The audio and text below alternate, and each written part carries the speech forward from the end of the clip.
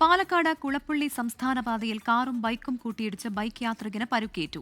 കൈലിയാട് സ്വദേശി കൃഷ്ണപ്രസാദിനാണ് പരുക്കേറ്റത്. അപകടത്തിന്റെ സിസിടിവി ദൃശ്യങ്ങൾ 24-ന് ലഭിച്ചു.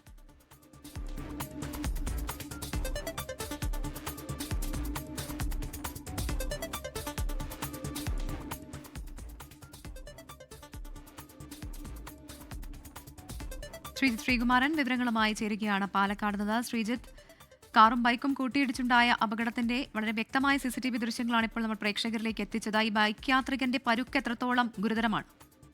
മത്സര ഓട്ടമെന്ന് നമുക്ക് നിസ്സംശയം ഈ ഒരു ഘട്ടത്തിൽ പറയാം. ബസ്സാണ് ഈ ഒരു ഘട്ടത്തിൽ കൂട്ടി ഇടിച്ചിരിക്കുന്നത്. ബസിന്റെ ചക്രത്തിനടിയിലാണ് ഈ പറയുന്നത് പോലെ ആ ബൈക്ക് യാത്രികൻ പെട്ടുപോയത്.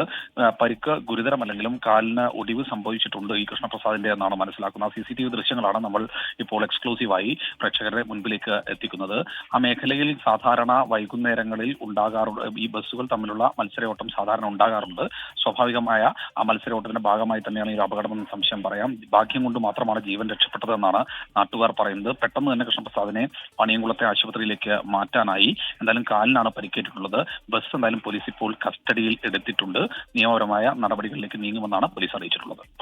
ഒരു കാറല്ല, ബസ്സാണ് കൂട്ടിയിടിച്ചത്. അതിന്റെ ദൃശ്യങ്ങളാണ് പ്രേക്ഷകർ കണ്ടത്. അപകടത്തിന്റെ CCTV ദൃശ്യങ്ങളാണ് 24-ന് ലഭിച്ചത്. ബൈക്ക് യാത്രികന് പരുക്കേറ്റിട്ടുണ്ട്. എന്തായാലും ഇതുമായി ബന്ധപ്പെട്ട കേസ് രജിസ്റ്റർ ചെയ്തിട്ടുണ്ടെന്നാണ് പോലീസ് അറിയിക്കുന്നത്.